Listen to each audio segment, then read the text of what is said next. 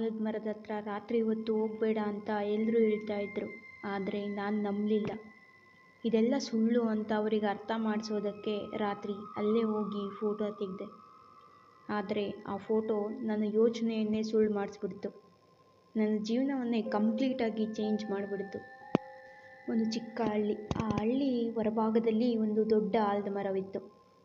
ಹಳ್ಳಿ ಜನ ಹೇಳ್ತಾ ಇದ್ರು, ಕತ್ಲಾದ ಮೇಲೆ ಯಾರು ಆ ಮರದ ಹತ್ರ ಹೋಗಬೇಡಿ ಅಂತ. ಅಲ್ಲಿ ಒಂದು ಅಗೋಚರ ಶಕ್ತಿ ಓಡಾಡ್ತಾ ಇರುತ್ತೆ ಅಂತ ಎಲ್ಲರೂ ಹೇಳ್ತಾ ಇರ್ತಾರೆ. ಆದರೆ ಅದೇ ಹಳ್ಳಿಯ ಕೆಲವು ಜನ ಇದನ್ನು ಕೇವಲ ಕಟ್ಟುಕತೆ ಅಂತ ಉಡಾಫಿಯಾಗಿ ಹೇಳ್ತಾ ಇರ್ತಾರೆ. ಒಂದು ದಿನ ರಘು ಅಂತ ಒಬ್ಬ ಕಾಲೇಜ್ ಹುಡುಗ ಸಿಟಿಯಿಂದ ಹಳ್ಳಿಗೆ ಅಜ್ಜಿ ಮನೆಗೆ ಅಂತ ಬಂದಿರ್ತಾನೆ. ಹಳ್ಳಿ ಸುತ್ತಬೇಕು ಅಂತ ಅವನಿಗೆ ಅನ್ನಿಸ್ತಾ ಇರುತ್ತೆ. ಅಜ್ಜಿಗೆ ಹೇಳಿ ಹೋಗೋಣ ಅಂತ ಹೋಗ್ತಾನೆ. ಆಗ ಅಜ್ಜಿ, ಎಲ್ಲಾದರೂ ಹೋಗು, ಆದರೆ ಆ ಆಲದ ಮರದ ಹತ್ರ ಮಾತ್ರ ಹೋಗಬೇಡ, ಅದರಲ್ಲೂ ಕತ್ಲಾದ ಮೇಲೆ ಆ ಕಡೆ ಹೋಗಲೇಬೇಡ ಅಂತ ಹೇಳ್ತಾರೆ. ಆದರೆ ರಘು ಸೈನ್ಸ್ ಸ್ಟೂಡೆಂಟ್. ಏನು ದೆವ್ವನ? ಯಾವ ಕಾಲದಲ್ಲಿದ್ದೀಯಾ ನೀನು? ದೆವ್ವ ಅಂತೆ, ಭೂತ ಅಂತೆ, ಇದೆಲ್ಲ ನಿನ್ನ ಭ್ರಮೆ ಅಷ್ಟೇ ಅಂತ ಆರಿಕೆ ಉತ್ತರ ಕೊಡ್ತಾನೆ. ಅವನಿಗೆ ಈ ಪರಿಸ್ಥಿತಿಯ ಗಂಭೀರತೆ ಏನು ಅನ್ನೋದು ಕೂಡ ಅರ್ಥ ಆಗಿರಲ್ಲ. ಹೊರಗಡೆ ಎಲ್ಲ ಸುತ್ತಾಡ್ಕೊಂಡು ಬಂದ ರಘು ತನ್ನ ಫ್ರೆಂಡ್ಸ್ಗೆ ಕಾಲ್ ಮಾಡಿ ಮಾತಾಡ್ತಾ ಇರ್ತಾನೆ. ಹಳ್ಳಿ ವೆದರ್ ತುಂಬ ಚೆನ್ನಾಗಿದೆ, ಮಸ್ತ್ ಎಂಜಾಯ್ ಮಾಡಿದೆ ಕಣ್ರೋ ನಾನಂತೂ ಅಂತ ಹೇಳ್ತಾ ಇರ್ತಾನೆ. ಹಂಗೆ ಇನ್ನೊಂದು ವಿಷಯ, ನಮ್ಮ ಅಜ್ಜಿ ಒಂದು ವಿಷಯ ಹೇಳಿದ್ರು, ಈ ಊರಲ್ಲೇನೋ ದೆವ್ವ ಇದೆಯಂತೆ, ರಾತ್ರಿ ಆದಮೇಲೆ ಬರ್ತಾವಂತೆ. ವಾಟ್ ಎ ಫನ್ನಿ ಅಲ್ವಾ? ಅವೇನು ಮೂರ್ಖನ ರಾತ್ರಿ ಒಂದು ಕಾವಲು ಕಾಯೋಕ್ಕೆ? ನನಗಂತೂ ಕಾಮಿಡಿ ಅನ್ನಿಸ್ತು. ಇವರಿನ್ನೂ ಯಾವ ಕಾಲದಲ್ಲಿದ್ದಾರೋ, ಓ ಮೈ ಗಾಡ್ ಅಂತಾನೆ. ಕಾನ್ಫರೆನ್ಸಲ್ಲಿ ಮಾತಾಡ್ತಾ ಇದ್ದ ಅವನ ಫ್ರೆಂಡ್ ಕೇಳ್ತಾನೆ, ಸರಿ ನೀನು ಆ ಮರದ ಹತ್ರ ಹೋಗಿದ್ಯಾ, ಹೋಗಿ ನೋಡ್ಕೊಂಬಂದ್ಯಾ ಅಂತ. ಆಗ ರಘು, ನಮ್ಮ ಅಜ್ಜಿ ಹೋಗಬೇಡ ಅಂದ್ರಲ್ಲ, ಅದಕ್ಕೆ ಸುಮ್ಮನೆ ಅವ್ರಿಗೆ ಯಾಕೆ ಬೇಜಾರು ಮಾಡಬೇಕು ಅಂತ ಹೋಗಲಿಲ್ಲ ಅಂತ ಹೇಳ್ತಾನೆ. ಅವನು ನಗ್ತಾ ಇರ್ತಾನೆ. ಓ, ಹಾಗಾದರೆ ನಿನಗೂ ಭಯ ಇತ್ತು ಅಂತ ರೇಗಿಸ್ತಾನೆ. ಭಯನ ನನಗ? ನೋವೇ ಅಂತಾನೆ ರಘು. ಆಗ ಅವನ ಫ್ರೆಂಡ್, ಸರಿ ಹಾಗಾದರೆ ಒಂದು ಚಾಲೆಂಜ್, ನೀನು ಆಲದ ಮರದ ಹತ್ರ ಇವತ್ತು ರಾತ್ರಿನೇ ಹೋಗಿ ಫೋಟೋ ತೆಗೆದು ಕಳಿಸು, ಆಗ ಒಪ್ಕೊತೀನಿ ನಿನಗೆ ಭಯ ಇಲ್ಲ ಅಂತ ಹೇಳ್ತಾನೆ.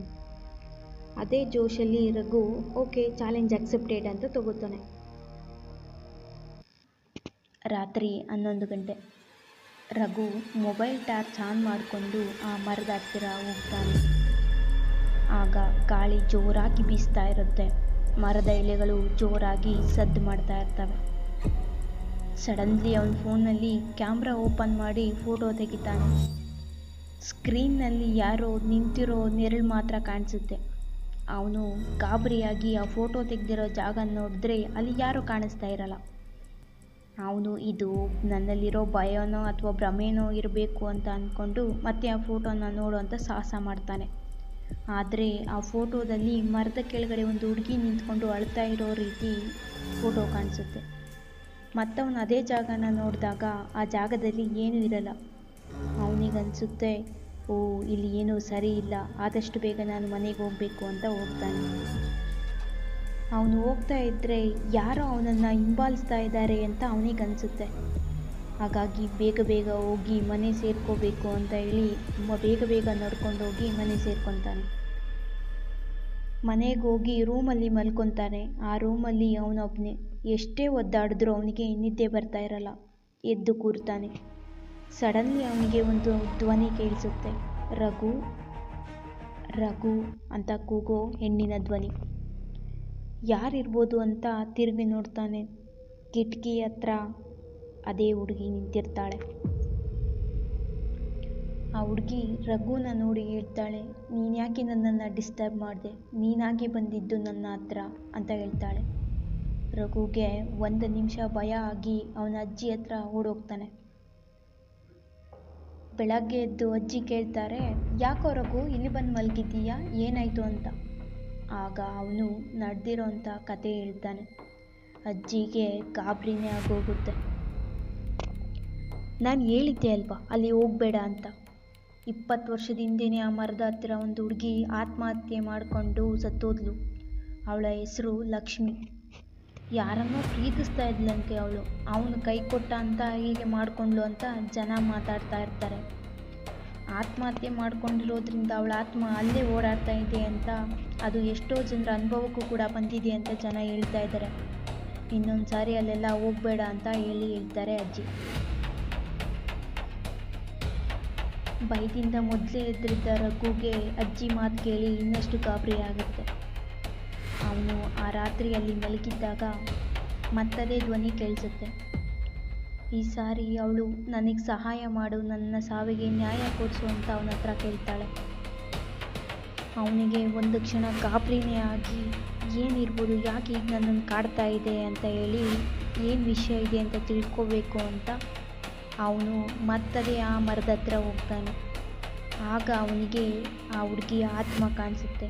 ನಾನು ಆತ್ಮಹತ್ಯೆ ಮಾಡಿಕೊಂಡಿಲ್ಲ, ನನ್ನನ್ನು ಕೊಲೆ ಮಾಡಿದ್ರು, ನನ್ನನ್ನು ಸಾಯಿಸಿ ಅವರು ಆರಾಮಾಗಿದ್ದಾರೆ ಅಂತ ಹೇಳ್ತಾಳೆ. ಆಗ ರಘು ಕೇಳ್ತಾನೆ, ಏನು ಹೇಳ್ತಾ ಇದೆಯಾ ನೀನು? ಎಲ್ಲರೂ ನೀನು ಆತ್ಮಹತ್ಯೆ ಮಾಡ್ಕೊಂಡಿದ್ದೀಯಾ ಅಂತ ಹೇಳ್ತಾ ಇದ್ದಾರೆ, ಆದರೆ ನೀನು ಮಾತ್ರ ಕೊಲೆ ಅಂತ ಇದ್ದೆ, ಏನಾಯಿತು ಅಂತ ಕೇಳ್ತಾನೆ. ಆಗ ಅವಳು ಹೇಳ್ತಾಳೆ, ನಾನೊಂದು ಹುಡುಗನ್ನ ತುಂಬ ಪ್ರೀತಿಸ್ತಾ ಇದ್ದೆ, ಅವನು ನನ್ನನ್ನು ಪ್ರೀತಿಸ್ತಾ ಇದ್ದ ಅಂತ ಅಂದ್ಕೊಂಡಿದ್ದೆ. ಆದರೆ ಅವನು ಕೇವಲ ನನ್ನನ್ನು ಅವನ ಫ್ರೆಂಡ್ಸ್ ಹತ್ರ ಅವನು ಹಾಕಿದ್ದ ಚಾಲೆಂಜ್ಗೋಸ್ಕರ ಬಳಸ್ಕೊಂಡಿದ್ದ. ನನ್ನನ್ನು ನಂಬಿಸಿ ಆ ರಾತ್ರಿ ಅವನ ಬರ್ತಡೇ ಅಂತ ಈ ಮರದ ಹತ್ರ ಕರ್ಕೊಂಡು ಬಂದ. ನೋಡಿದ್ರೆ ಅವನ ಫ್ರೆಂಡ್ಸ್ ಎಲ್ಲರೂ ಕುಡಿತಾ ಕೂತಿದ್ರು. ಎಲ್ಲರೂ ಕುಡಿದಿದ್ದರಿಂದ ಅವರಿಗೆ ಮೈ ಮೇಲೆ ಪ್ರಜ್ಞೆನೇ ಇರಲ್ಲ.